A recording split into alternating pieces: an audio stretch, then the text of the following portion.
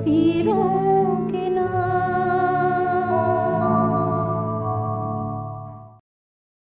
बात कहाँ ठहरी है जनाब, उसके हवाले से गुफ्तगू तो होगी ही, लेकिन सबसे पहले आज मेरे लिए बहुत स्पेशल बात है कि चारों लोग, and Samiya was a surprise, ये फैज साहब से यकीनन बाकायदा तौर पे मिल भी चुके हैं, उन्हें देख चुके हैं, उनके साथ वक्त गुजार चुके हैं।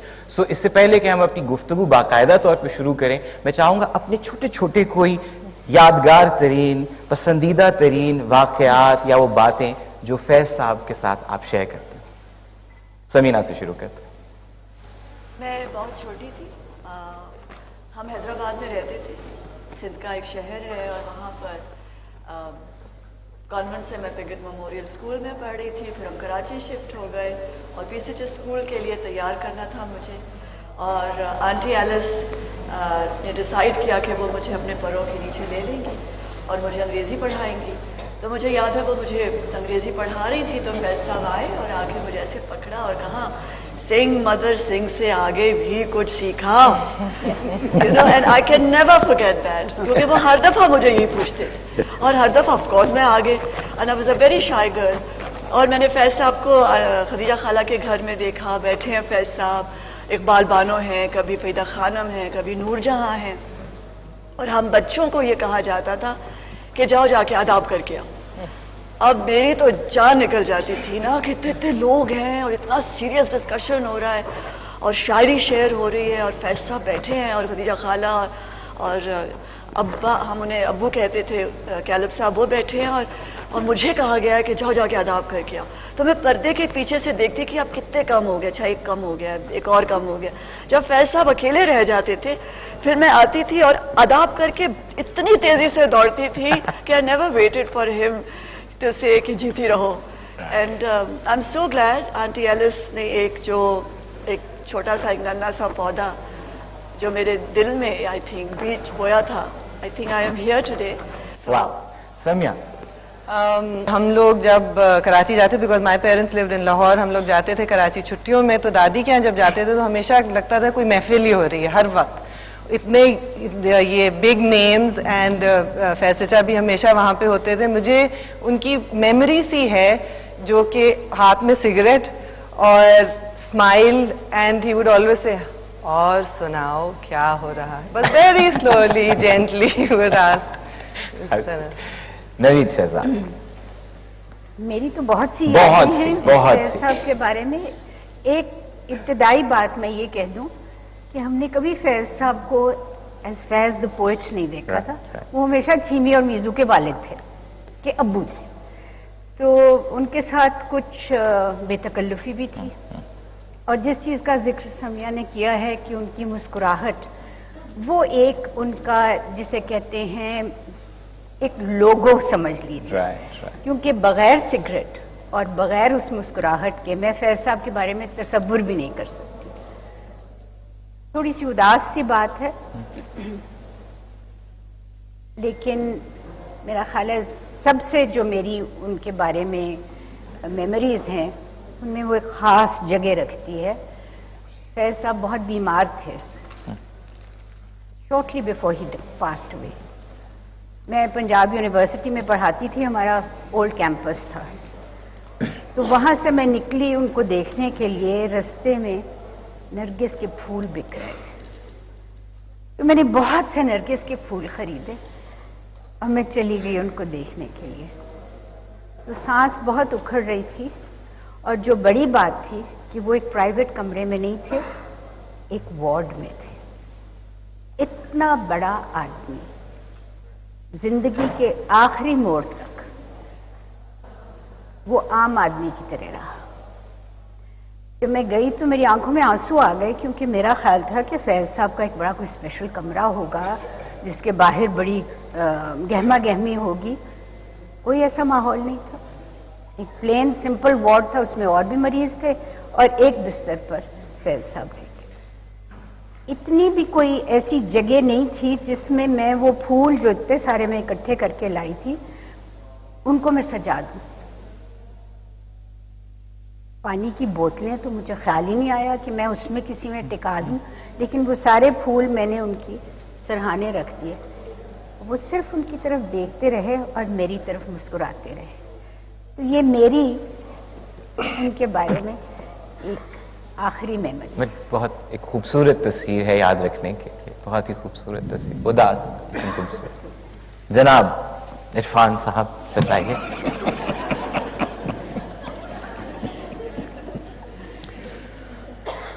میں میزو بی بی سے کسی حوالے سے ملا کہ مجھے بھی کام دیا جائے.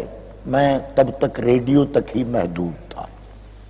میزو بی بی نے مجھے بھیج دیا, مجھے کہنے لگے تو جاؤ تھے ماڈل ٹاؤن, اتنے میرے بہنوئی ہون گے, تو انہوں نے جا کے دسی تو وہ پھر ایک ڈبنگ کی پنجابی اردو وچ انگریزی فلم دی کارٹون فلم ایک ہوا کرتی تھی.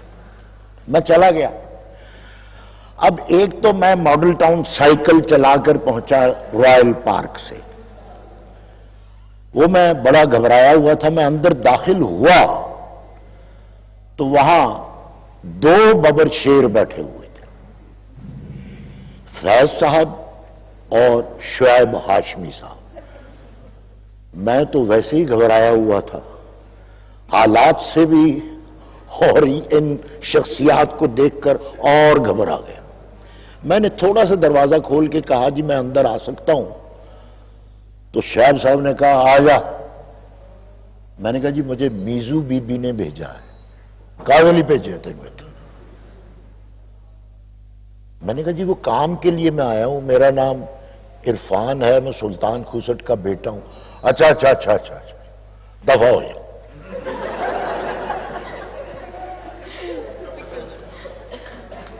تو فیض صاحب نے کہا کہ انہیں پوچھتے لو کس کام آیا ہے.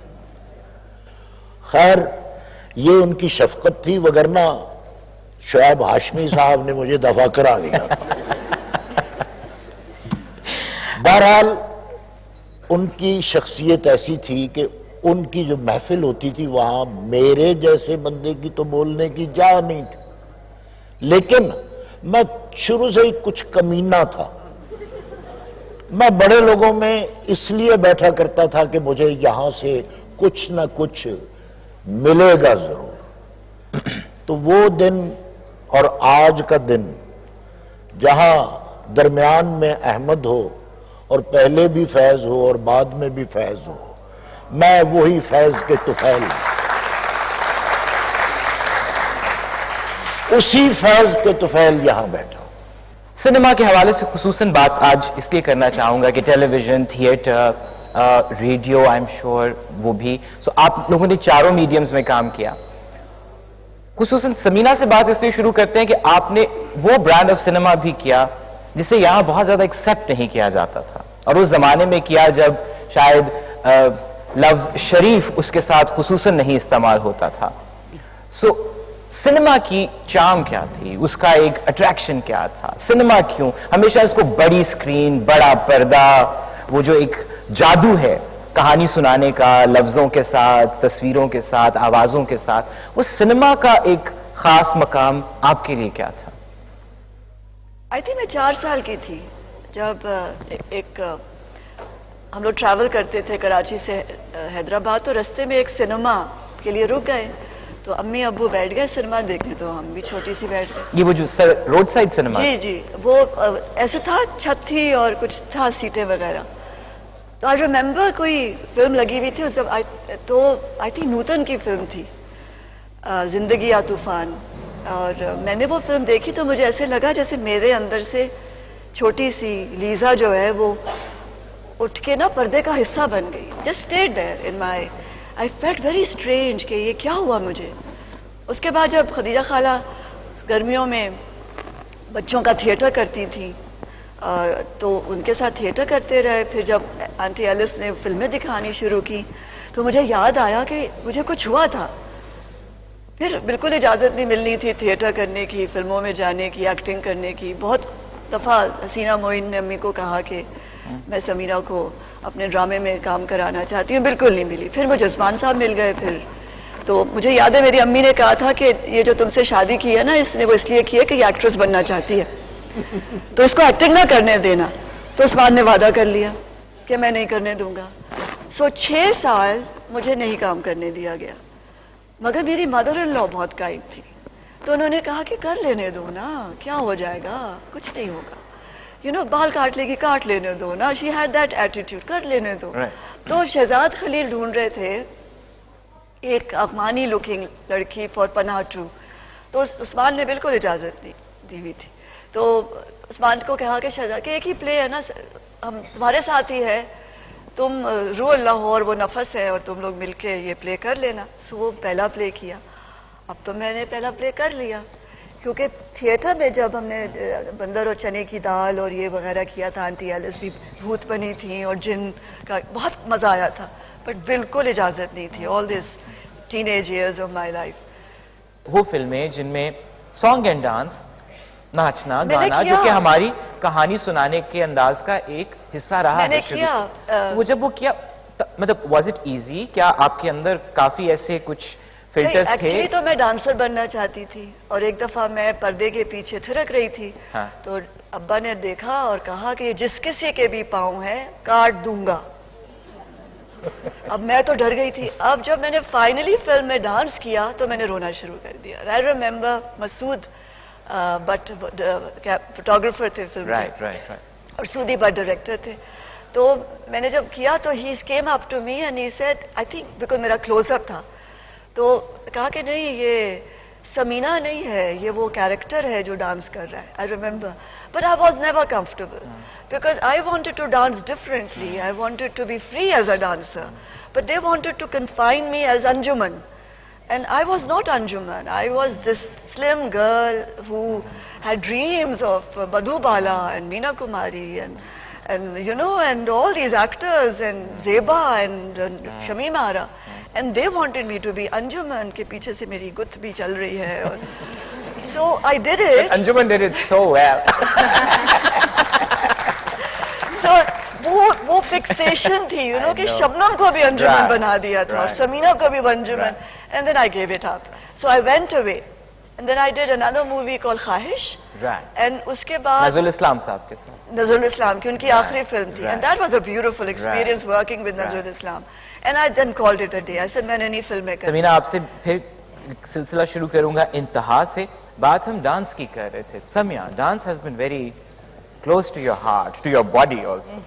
So تھیٹر میں آپ نے ڈانس بھی کیا, اور اس حوالے سے پہلے گفتگو شروع کرتے ہیں, اور پھر میں دھیرے دھیرے دختر اور مور تک آتا ہوں. What is dance for you and as a form ہمارے ہاں؟ ڈانس میں نے سیکھنا شروع کیا تھا ایج 7 اور 8, اور وہ میں نے بہت محنت سے اور بہت ڈسپلن سے 10-12 سال کیا.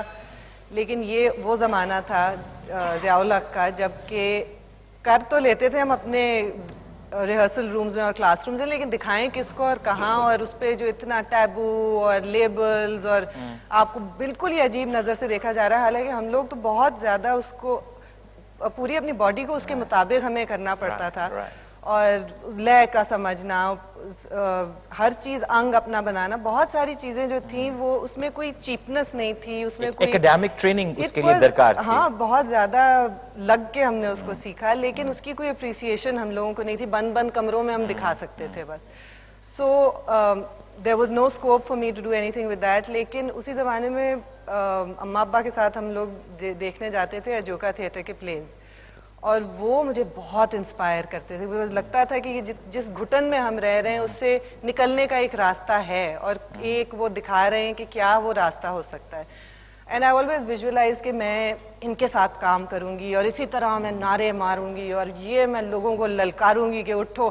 ایک وہ بہت جذبہ میرے اندر پیدا ہوتا تھا اس کو دیکھ کے.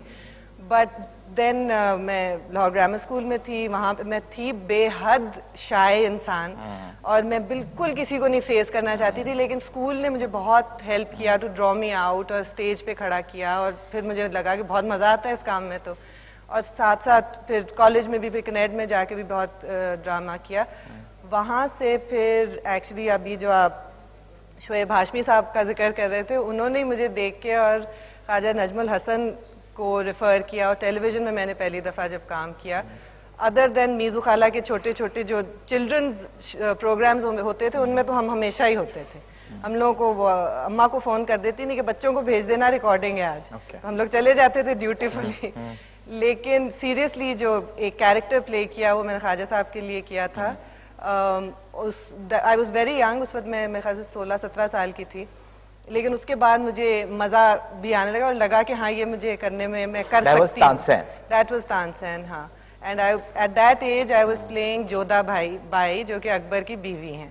بٹ اینی وے مزہ بہت آیا اس میں.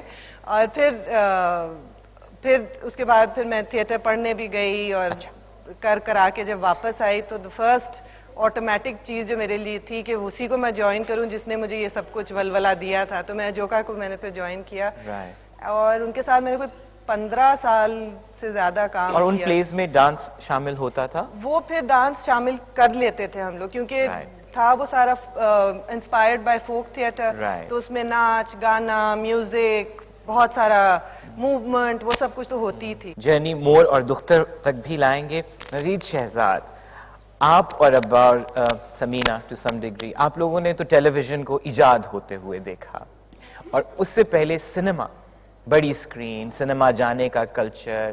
دس is also the glorious years جب you know the greats of cinema ادھر ہندوستان کے بھی, پاکستان کے بھی, اور ہالی ووڈ کے بھی سب کام کرے. آپ کا سنیما کے بارے میں رومانس کیا تھا, coming from a back ground of literature also? میرے لیے سنیما جو ہے وہ جیسے لوئی بونیل کہتا ہے کہ ایک سب کانشیس جرنی ہے, کہ ساری وہ خواہشیں, سارے وہ خیالات جو آپ اپنے اندر ایک طرح سے ایک تصویر کی طرح آپ چلاتے ہیں, وہ سارے کے سارے سب کا عکس آپ سنیما میں دیکھتے ہیں. تو میں نے سنیما بہت عرصہ پڑھایا بھی ہے, 10 برس ایٹ BNU, اور اب بھی پڑھاتی ہوں. تو ایک خزانہ اکٹھا ہو گیا, کیونکہ اتنا انٹرسٹ تھا اور اتنا شوق تھا سنیما میں, لیکن کبھی یہ نہیں سوچا کہ میں خود سنیما کروں. آپ بہت چھوٹے سے تھے جب آپ نے؟ میں ویسے جب بھی اتنا ہی تھا. بات سالوں کی نہیں ہوتی, بات ہوتی ذہن کی. میں جہاں پیدا ہوا وہ علاقہ تھا رائل پارک, جہاں فلمیں بنا کرتی تھیں, اور اس وقت جو فلمیں بنتی تھیں وہ گورے کے اصول کے مطابق بنتی تھیں, کہ وہاں کہانی لکھی جاتی تھی, میوزک بنتا تھا, کاسٹنگ ہوتی تھی, اور پھر وہ یہی کہا کرتے تھے کہ جی فلم کمپلیٹ ہو گئی ہے, صرف شوٹنگ رہ گئی. آج کے اس سیشن کا موضوع ہے کہ بات کہاں ٹھہری. میں کہتا ہوں کہ یہ ابھی ٹھہری نہیں ہے, الحمدللہ بات اب تک بنی ہوئی, اور یہ شکر ادا کرتا ہوں. اور یہ بات آگے لے کر آج نیوی کا بچہ, میرے بچے, اور ہم اس دور کے جو لوگ ہیں ہمارے بچے, یہ بات لے کر آگے نکل چکے ہیں. تو یہ بڑا خوشی کا مقام ہے. کچھ لوگ مجھے کمپیئر کیا کرتے تھے میرے ابا کے ساتھ, کہتے تھے یار تم بھی اچھا کام کرنا ہے گا, مگر سلطان کھوسٹ کیا بات. میں کہا کرتا تھا یار وہ میرا باپ تھا, میں باپ تو نہیں بن سکتا. وہ ابا تھے, میں ان کا بیٹا ہوں. پھر ایک دور ایسا آیا, لوگوں نے کہا یار تم بھی اچھا کام کرنا ہے, مگر سرمد دا جواب نہیں.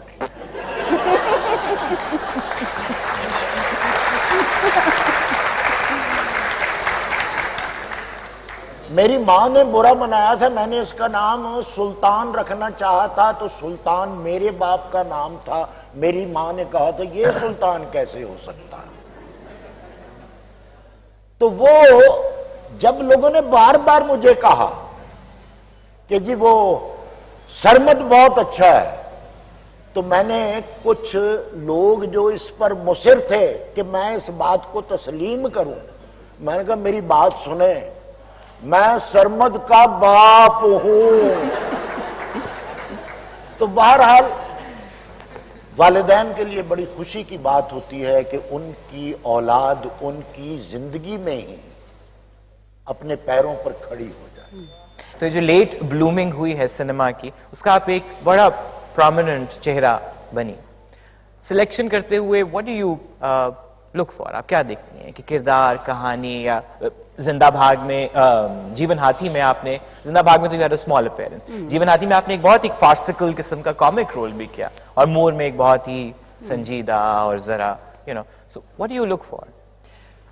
میرے کچھ ہیں کیڑے جن کو میں کہہ لوں، یا کچھ پرنسپلز، ان کو اگر اسکرپٹ ری انفورس کر رہی ہے اور کہیں پہ بھی ان کو وائلیٹ نہیں کر رہی، ان میں سب سے بڑا تو میرا یہ ہوتا ہے کہ عورت کو کس طرح سے دیکھا جا رہا ہے. That is my biggest problem. مجھے عجیب سا ایک ریئیکشن ہوتا ہے فزیکل سا، جس میں وہ عورت کو دکھاتے ہیں جیسے کہ اس کا مظلوم ہونا اس کی شان ہے. اس ٹائپ کے جو میسیجز ہوتے ہیں نا، اس سے گھن آتی ہے اور میں کوشش کرتی ہوں اس سے دور رہوں. سب سے پہلی یہ چیز ہوتی ہے. اس کے علاوہ یہ کہ وہ اس فلم کی اوور آل سٹوری جو ہے وہ کہیں ایک آگے کی طرف لے جا رہی ہو ہمیں بطور معاشرہ. کسی بھی طرح سے وہ جو ہمارے بنے ہوئے اسٹیریوٹائپس ہیں ہم لوگوں کے، ایز جینڈر بیسڈ ہوں چاہے وہ کلاس بیسڈ ہوں، ان کو وہ دوبارہ ریپیٹ نہ کرا رہی ہو، اس کے اندر سے ہمیں نکلنے کا راستہ دکھا رہی ہو. یہ میرے کچھ موٹے موٹے سے ہوتے ہیں اصول. اور ظاہر ہے جو لوگ ہیں جن کے ساتھ کام کرنا ہے، جامی کے ساتھ کام کرتے وقت میں نے ان کی کہانی ہلکی پھلکی سی سنی، مجھے یہ معلوم تھا جو بھی کریں گے اچھا کریں گے، تو ان کو میں نے فوراً ہی حامی بھرتی تھی. تو لوگ میٹر کرتے ہیں، لوگ بھی، اسکرپٹ بھی.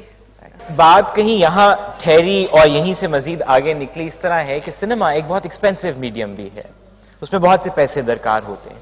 گو کہ اب ڈیجیٹل ٹیکنالوجی کی وجہ سے چیزیں آسان ہو گئی ہیں، ان تک رسائی آسان ہو گئی ہے. وہ زمانہ نہیں رہا جہاں صرف ابھی جس طرح عرفان صاحب بتا رہے تھے کہ 14,000 فیٹ فلم چاہیے ہوتی تھی، اب ڈیجیٹل پہ ہوتا ہے.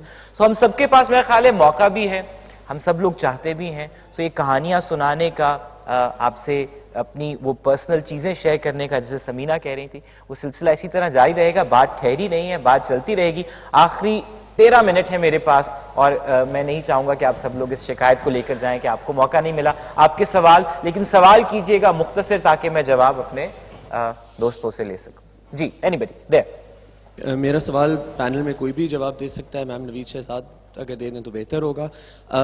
ایک فلم کو یا تھیٹر کو فل ٹائم کرنا، ظاہری بات ہے اگر آپ اس کو فل ٹائم کرتے ہیں آپ اس کو بہتر کر سکتے ہیں، پر ہمارے ہاں ہر کوئی اس کو ایز اے سائڈ تھنک کر رہا ہوتا ہے. بہت لوگ اس کو سائڈ تھنک کے طور پہ کر رہے ہوتے ہیں.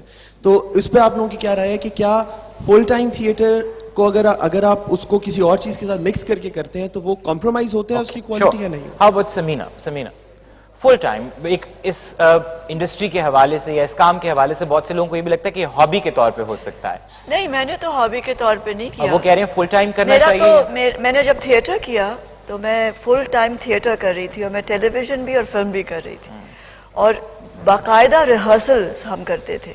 اور جو بھی تھیٹر میں نے کیا ہے، کمرشل بھی کیا ہے، اور میں نے گڑیا گھر بھی کیا، راز و نیاز بھی کیا. کراچی میں بھی جب میں نے تھیٹر کیا تھا تو ہم باقاعدہ سیریسلی تھیٹر کرتے تھے. ہم وقت پہ پہنچتے تھے، ریہرسلس کرتے تھے، اور کوئی ایک مہینے کی ریہرسل ہم ضرور کرتے تھے. تو اگر آپ اس کو پارٹ ٹائم کریں گے تو پھر آپ کا ایٹیٹیوڈ بھی پارٹ ٹائم ہو جائے گا نا. نہیں، that's not true. I disagree with you. نہیں I think in the absence, let me finish. اچھا. In the absence of a professional approach to theatre or to cinema for that matter, جو کہ چند ایک لوگ ہمارے ہاں کر رہے ہیں اور بہت اچھا کر رہے ہیں. کچھ ایسی کنڈیشنز ہوتی ہیں جس کے تحت انسان سارا وقت وہ کام نہیں کر سکتا. بہت سے ہمارے بڑے اعلیٰ ایکٹرز ہیں جو روزی روٹی کمانے کے لیے کچھ اور کام بھی کرتے ہیں. تو اس کا یہ مطلب نہیں ہے کہ اگر ان کا ڈرامہ کوئی 6 مہینے کے بعد آتا ہے کہ وہ اس کو ایز اے ہابی ٹریٹ کرتے ہیں. میرے جیسے بندے کو آپ ضرور کٹہرے میں کھڑا کر سکتے ہیں اور پوچھ سکتے ہیں کہ آپ نے اتنا کم کام کیوں کیا. اس کی بھی کئی وجوہات ہیں، کچھ میں شیئر کر لوں گی، کچھ میں نہیں شیئر کرنا چاہتی. ایک تو یہ کہ ایک ڈرامہ کرنے کے بعد آپ کو وہی ایک شکل میں ایک کیریکٹر بار بار پیش کرنے کے آپ کو مواقع ملتے ہیں، جو کہ میں نہیں کرنا چاہتی تھی. تو اچھا کام نہ ملے اس سے بہتر ہے کہ کام نہ کیا جائے. میری یہ اپنی پرسنل رائے ہے. हाँ अच्छा काम मिले तो ज़रूर करो. दूसरा ये कि यहाँ पर कोई प्रोफेशनल बॉडीज़ नहीं है जैसे कि रेपर्टोरी थिएटर जिसमें कि आप इसको professionally as a career pursue कर सकते हैं. तो इन चीज़ों की एब्सेंस की वजह से हम में से बहुत से ऐसे लोग हैं die hard theatre, cinema, television बफ्स जो नहीं कर पाए. इसका ये मतलब नहीं है कि हमने जो काम किया वो एज अ हॉबी किया है. It's a passion with us, मगर नहीं कर सके unfortunate. And may B I think what is more important is कि आप उस स्किल को, जैसे नवीद शहजाद ने कहा कि उस स्किल को सीख लें तो फिर शायद आप उसको पार्ट टाइम भी कर सकते हैं. बट स्किल को सीखने में, उसके अंदर इन्वेस्ट करने में जो प्रोसेस दरकार है वो बहुत जरूरी है. आने वाले दिनों के सफीरों